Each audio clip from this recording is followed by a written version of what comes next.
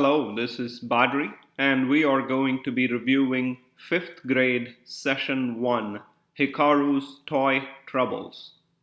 In this book, a kid takes the initiative to try and rescue a local toy store by inventing a new toy. The book would have been distributed to the 5th grade teachers by now for a few weeks. In all likelihood, the teachers would have reviewed the book and the fundamental premise of the story with the children in the class. Your role here is to set up the story, review the scientific process, and get the class ready for session 2, which is where the experiment will be done in class. To remind everybody, the story itself is about a character who lives in Japan, which is in Asia, and the problem is that the toy store is at risk of closure, and the kids get help from a local transportation engineer, and the kids should be able to answer these questions, and if not, the answers are right there. Mrs. Takamaru is also referred to as Mrs. T in the book, who happens to be a transportation engineer.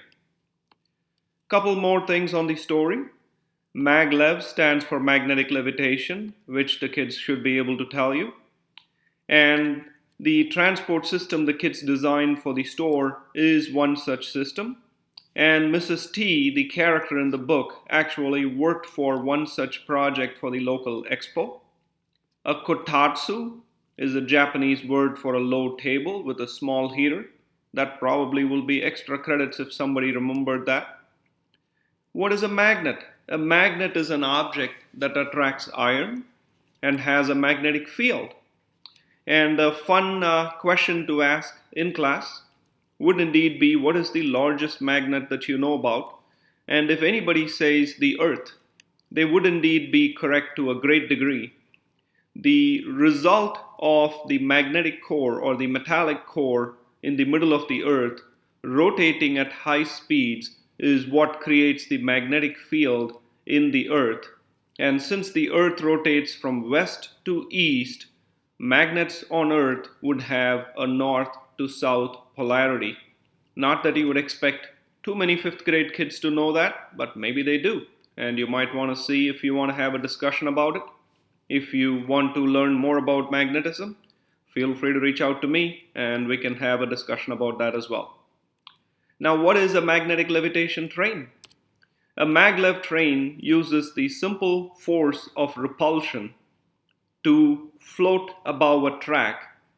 And quite simply, think of it as if a train is standing in one place and right below the wheels of the train is a force that does not want the wheel to touch the track, then it is going to float. And directly behind the wheel of every train is a force that tries to push the train forward. And directly ahead of the track or ahead of the wheel is a polarity of the magnet that tries to pull the train towards the next inch, so to speak.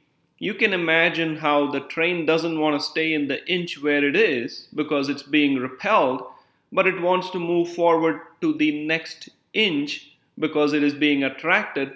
And in this simple fashion, the train keeps continuously moving forward because it doesn't like to stay where it is. That's about as simple as a maglev train gets. The question then is, if that is what we want to build, how do we use the STEM process or the engineering design process to get there? And there are several posters along the walls of the school that reviews the process. To be clear, STEM stands for science, technology, engineering, and management. And this was a program that was created by the federal government because they saw a deficit in the United States education system and the graduating set of students, where kids with this background used to put the country ahead in terms of innovation. And the United States used to lead the world in number of patents and scientific achievements. And today it is ranked 11th in the world behind several other second world or less industrialized countries. And so the government is trying to kindle the interest in STEM in younger age kids to position us for a better future. And a discussion about why these are important might be very useful at this time. Even if individuals today are not inventors or those who directly work in these fields, we are all users of these fields, and thus it is important for everybody to understand the fields to a good degree. Then the question is, what is technology? And is technology something that moves? Is it only a smartphone? Is it only that uses electricity, or only a device? The answer is very simple. Technology is that which is created to solve a problem. The very presentation you are watching is technology, a nutcracker is technology, and so on. So the point is to leave the kids with the impression that any product or process or system that is created to address a problem is technology. Then the question is, who is an engineer? An engineer is somebody who uses the STEM subjects in order to create that process which solves the problems. It's as simple as that. Then the question is, how do engineers think? If you were to express that process in a formal fashion, it would most likely look like this. It doesn't mean there is only one way to get to an answer, but here is a framework to do so. You start by asking what the problems are, you brainstorm solutions, you create a plan, you follow the plan, and you improve it and see if it has addressed the problem. If it has not addressed the problem, you then say, what is the remaining problem? And you go through the process. This simple picture is used to illustrate the process, and then think about our problem on hand, which is, how do I do a maglev train? And we start looking at properties of magnets, imagine solutions, create a plan, build a vehicle, and see how it works, and what do I need to do to make it better. It is as simple as that. So then let's look at maglev in and of itself. How do you use magnets to levitate or float something? By now, every child in 5th grade has used magnets to play in some fashion or the other. And so let us review what makes the magnet do that which it does. So the science of magnets, so to speak, is very simple. Magnets have an invisible field, and I say invisible only because there are ways to make it visible, except they are indirect. If you want to ask the kids in class if any of them have been to Alaska, perhaps some of them have, and they would have observed what are called northern lights. Or maybe they have seen it in Minnesota, in Canada. And the northern lights are indeed the effect of charged particles from the sun being aligned in the sky because of the Earth's magnetic field and set on fire by the atmosphere of the Earth. It's quite simply the product of the Earth saying, I am not going to let harmful particles from the sun enter our atmosphere. However, the magnetism of the Earth aligning those charged particles in spectacular ways, it's the combination of both of those. So there is magnetism being exerted by the Earth and by magnets everywhere. We just don't always see it. Magnets have two poles, and on the Earth, as we discussed before, because the Earth rotates from west to east, magnets are aligned from north to south. On a day-to-day basis, we may not experience magnetism.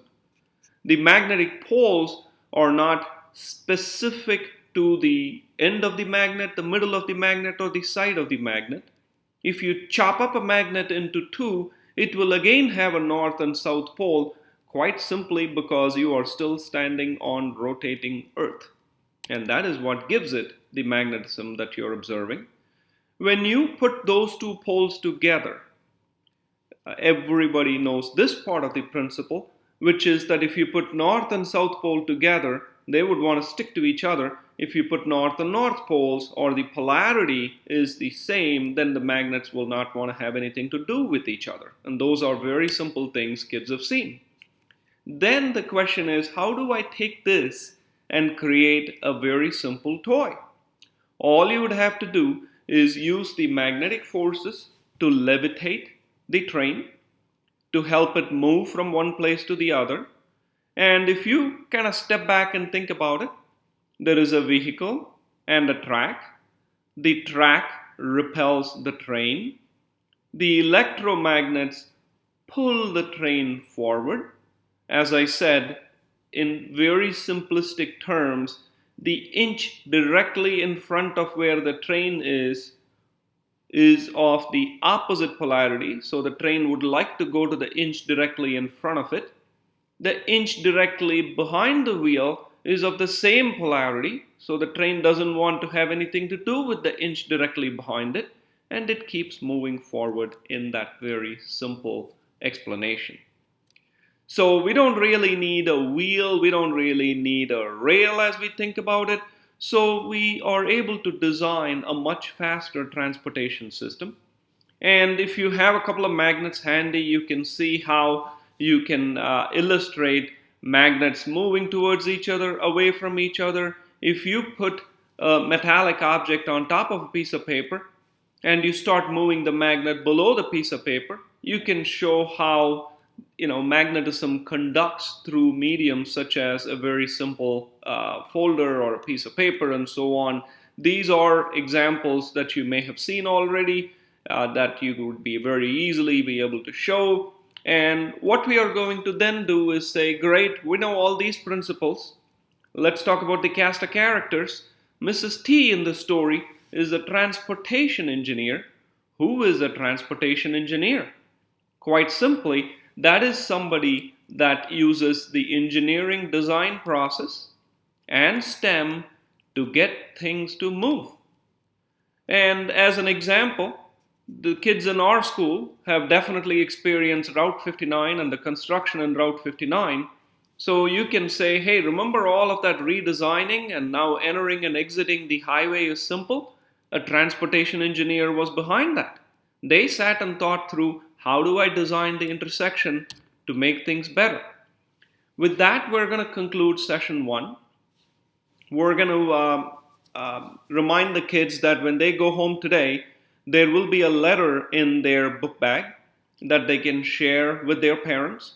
It is going to tell them that the kids have read a book. It is going to excite the parents about STEM and remind the kids that you will be seeing them next week for session 2. And that is all there is for 5th grade STEM.